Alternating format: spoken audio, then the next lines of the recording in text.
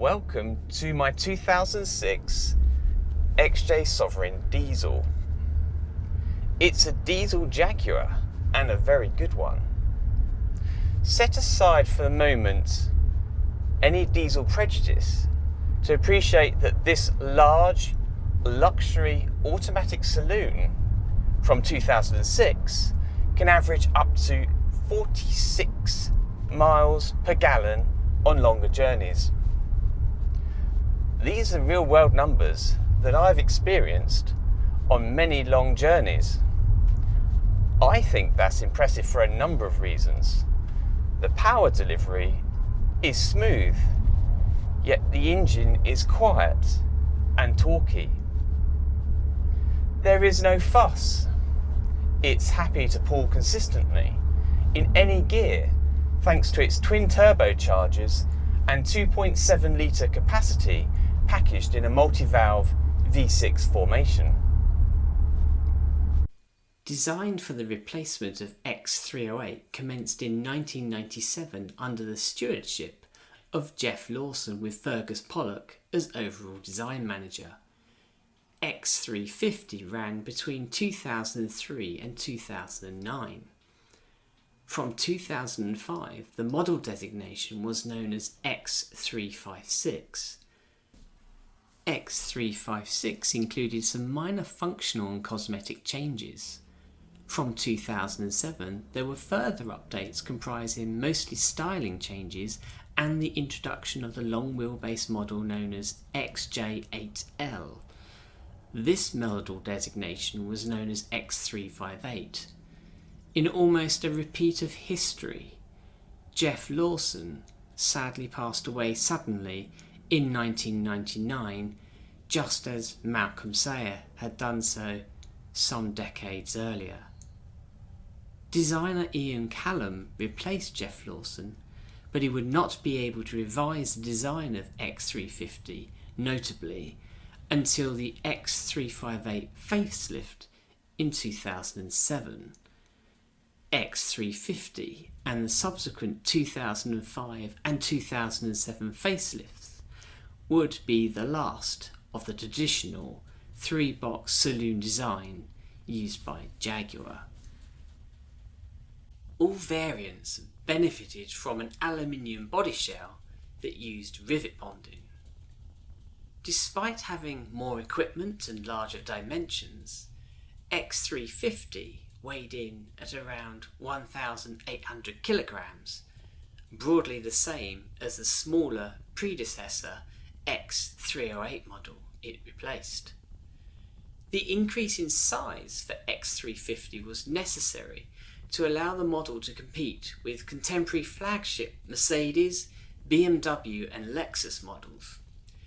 X350 benefited from air suspension instead of a traditional double wishbone Jaguar independent rear suspension. Managed electronically via the computer active technology suspension system, it makes for smooth, flat ride.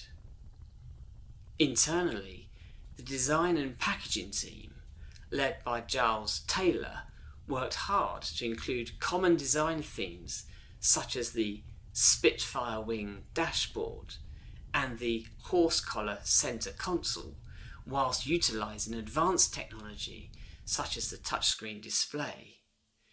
The Randall handle J-gate gear selector, named after engineer Jim Randall, would be retained throughout X350's life.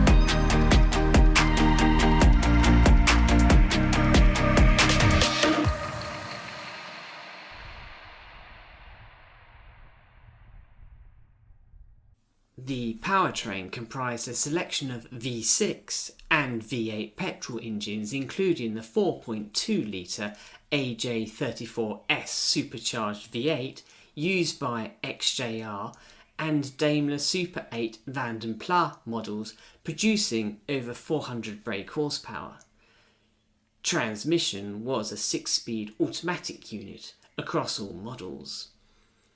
In addition to the petrol engines, a diesel bi-turbo V6 engine was introduced in 2005 as the result of a joint development between Ford, Jaguar and the Peugeot Citroën Group, a first for Jaguar.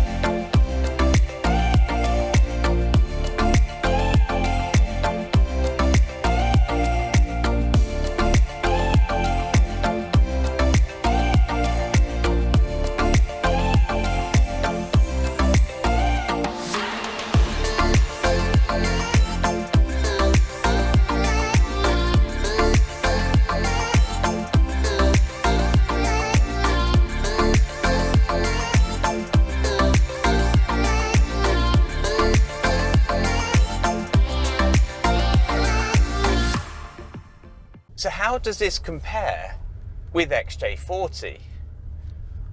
Well, remember that there are 3 generations of XJ between XJ40 and this model, the X356. X356 drives like you might expect for a modern car. The handling, the technology, the ergonomics are superior overall to the XJ40 packaging. However, this X356 has 18-inch wheels compared with the 16-inch wheels on XJ40.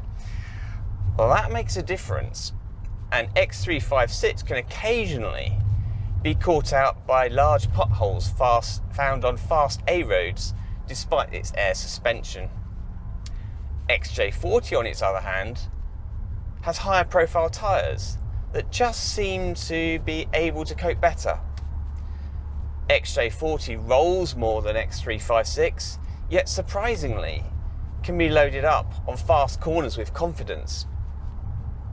Arguably, and this is controversial, XJ40 is possibly the better looking car, with its majestic front grille and lower roof lining making for a more sporty, fast saloon look compared with this. That's plenty of grace and pace. However, X356 is overall the more superior and advanced car, but that comes at a price. This low mileage example arrived in 2020, just before lockdown, at quite a premium. With current market conditions and an increasing swell of folks recognising X350, X356 and X358 as a modern classic, prices are increasingly on the rise, and it's proving very difficult to track down good, clean examples. Even this diesel variant has a strong following. If you like the idea of a well-packaged, retro-styled 3-box Jaguar saloon as a modern classic, then maybe this car is for you.